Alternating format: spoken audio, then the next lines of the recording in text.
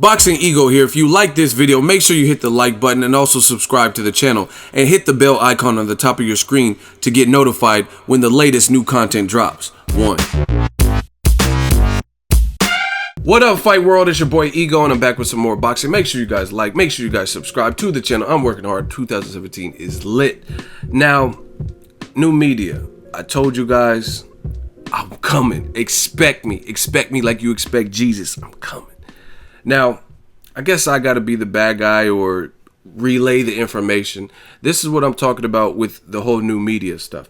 Now, Oscar De La Hoya, he did a multi-fight deal, him and his promotional company, Goldenboy Promotions, with none other than ESPN. Now, just to give you guys to back the train up, Goldenboy sued Al Haymon for the Muhammad Ali Act and a bunch of other stuff, infractions. They said he was pulling venues and he was trying to monopolize the sport and he was doing snaky things. That case was dismissed. Did a video about it. Make sure you guys check it out. Most of you guys know that by now. So Haymon kind of won that battle with his Premier Boxing Champs series. They had to dismiss the case, right? Goldenboy, we all know they have one major star, and that's Canelo Alvarez. Now, do they have some people that could potentially become bigger fighters and bigger names? Marlene Esparza, Jojo Diaz, Manuel Tino Avila, David Lemieux has a solid name. They got Mauricio Herrera. So they got some names, but some of their names are on the way out, like the Jesus Soto Caras, Kamagai. I mean, I don't really see those guys getting much bigger. Kamagai just stopped Soto Caras and he's lost to Maidana, got knocked out. He lost to Keith Thurman, got knocked out. You know what I mean? So he's lost a lot of those fights, right? And their biggest star is clearly Canelo Alvarez. Now, this is what I'm talking about when it comes to new media. When it comes to, in the case of, I gotta treat this like Maury Povich, in the case of Premier Boxing Champions, when they do 4, 5, 6 million in some of their bigger cards, you see different things within the boxing media. Like, they have no choice but to report those numbers. But some other events that are maybe a little bit lower, they make it, they do use subtle writing trickery or YouTube channels. I mean, I don't know. I don't really watch YouTube channels, to be honest. So I don't know what a lot of them talk about. Sometimes you guys send me links and stuff. I rarely watch them, but I've clicked on some before, and they highlight the what I call the bad points or the low points, as opposed to the celebrating the win. Like in a fight that's a great action-packed all-star war, they'll talk about the numbers. Like Fonfara versus Joe Smith Jr. was an upset where we had a guy make a name for himself like Joe Smith Jr. Most people, including myself, virtually did not know who he was. And he stopped Fonfara, who had been climbing back up that ladder after the Adonis Stevenson title shot loss, even though he knocked Stevenson down. But he had went on to stop Chavez Jr., beat up Nathan Cleverly in like a fight of the year. So he was working his way back up the ranks. Joe Smith Jr. out of nowhere comes out and knocks him out in the first round. That's an upset. Also on that card, they had Rashid Warren, who had a great fight on that card. But what you'll see with a lot of the media writers is they'll talk about the average or the total, like the lowest number of the viewership instead of the peak. But with certain fighters like Golovkin or Chocolatito, the title will read the peak number, Golovkin's peak number versus Kell Brook, as opposed to his average. So subtle things that they do, and I've been hip to it for a while. Here's another example. You guys seen the title of the video. I have it on the screen at the time of this video. Goldenboy, their very first debut with the ESPN deal, the main event was Jason Quigley of Ireland and Glen Tapia. That was the main event. They also had Caballero and Marlene Esparza on the undercard. And that did 249,000 in terms of the viewership. 249,000. Yet when Fonfara, I don't even know the numbers off the top of my head. I didn't research before the video, but you guys can look it up. When PBC, which is free TV also, just like ESPN, and what I mean free, it's basic cable in terms of like a lot of basic packages have CBS or ESPN or NBC, things like that, right? And it's not a premium channel, what they call like HBO or Showtime. That's why HBO and Showtime has free preview weekends where for a week or a weekend they'll have their premium channel for free, so you get to sample it. versus you don't see an ESPN free preview weekend or NBC free because it's on most basic cable packages. So for me, $249,000 for the debut of Goldenboy's event, their card, which the fights itself, I enjoyed the fight, the QUIGLEY fight with Tapia. I thought it was solid. It was some decent action. I think Tapia probably did better than some people thought. QUIGLEY, I guess, allegedly hurt his hand in that particular fight, so maybe that's why he didn't look as good. But I wasn't really impressed with QUIGLEY. The first rounds, I'm like, okay, this dude might be something. He might be able to get Glen Tapia. But I think, I mean, this is no disrespect to Glen Tapia, but he does not look the same since the James Kirkland loss. You know what I mean? That extra shot at the end that James Kirkland, and then like he just doesn't look the same. And he's since lost to Michel Soro, knockout. He lost to David Lemieux, knockout, after the Kirkland loss. So that's like all three of his losses were all knockout losses. Plus he's in a new division. He moved from 154, where he did have trouble making that weight, to fight against David Lemieux, and that was his first fight. I thought that was kind of a punishing schedule to fight like that. You got to get some tune-ups in there when you're getting knocked out. You know what I mean?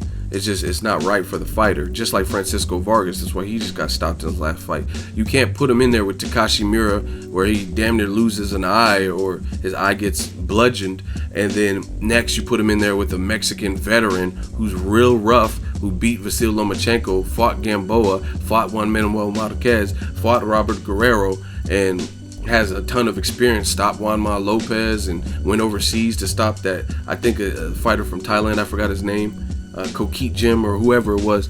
And that's not the type of fight you put him in there. And then after, you put him in with another tough, rugged Mexican fighter with nasty body punches in Miguel Berchelt, and that was the end of the road for his title run because he got stopped in that fight. Just too much punishment. Same thing with Glen Tapia. So as far as me, I think they used QUIGLEY as that was a prospect. He had a good undefeated record of knockouts. He's like 13 or something, 13-0 with 10 knockouts. So they were really priming him and trying to use Glen Tapia as a stepping stone. With Glen Tapia, he played spoiler even though he lost because QUIGLEY didn't look great. He looked like he was exasperated, lack of energy in the second half. And to me, Tapia's legs looked shot and they looked really stiff, and he was still hanging in there, and he had some rounds where he was stealing rounds.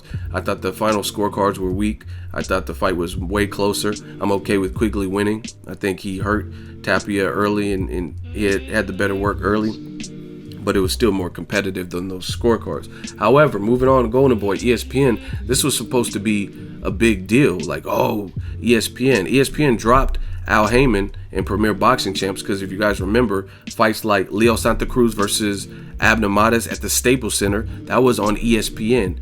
Danny Garcia versus, I want to say Paulie Malignaggi, I think was ESPN, and Keith Thurman versus Luis Collazo was on ESPN, and Thurman got hurt in that fight.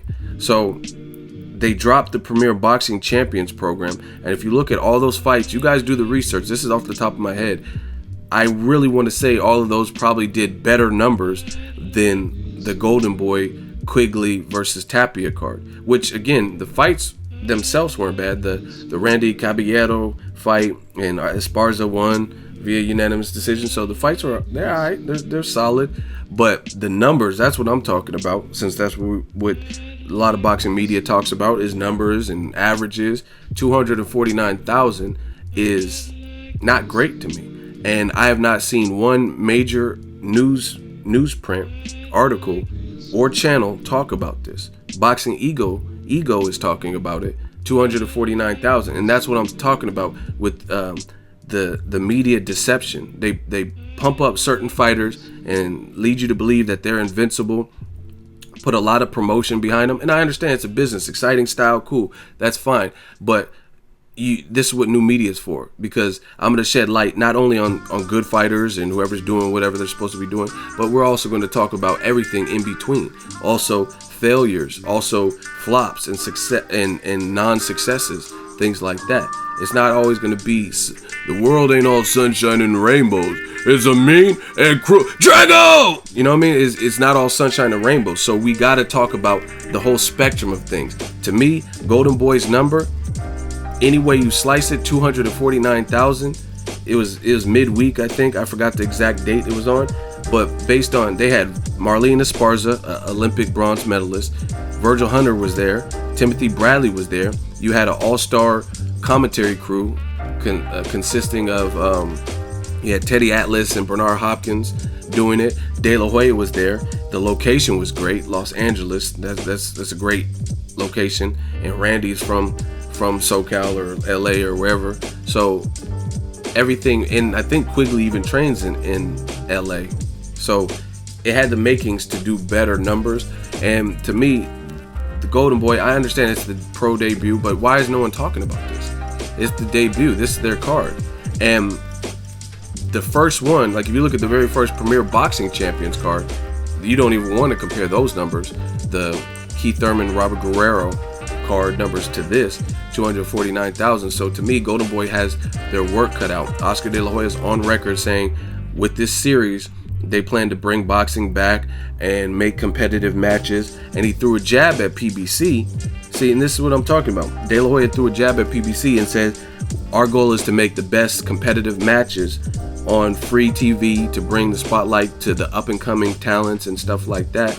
And he basically threw a subliminal jab to the competition, which is Al Haymon, who really started this whole free TV, brought back boxing back. He didn't start it, but he brought it back in this era of boxing. Al Haymon brought free TV and primetime fights and stuff like that beyond like a Fox FS1 or something like that.